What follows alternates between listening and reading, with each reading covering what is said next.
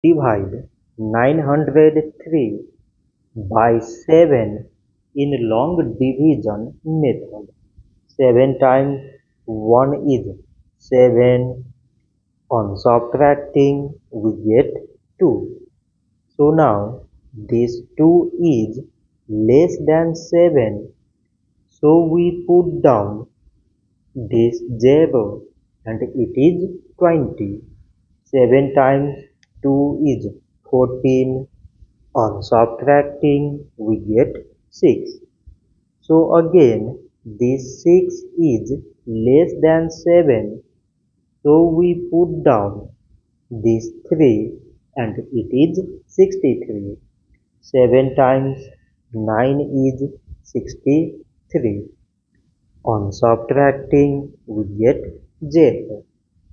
So 903 divided by 7 is 129. So this much for today and thanks for watching.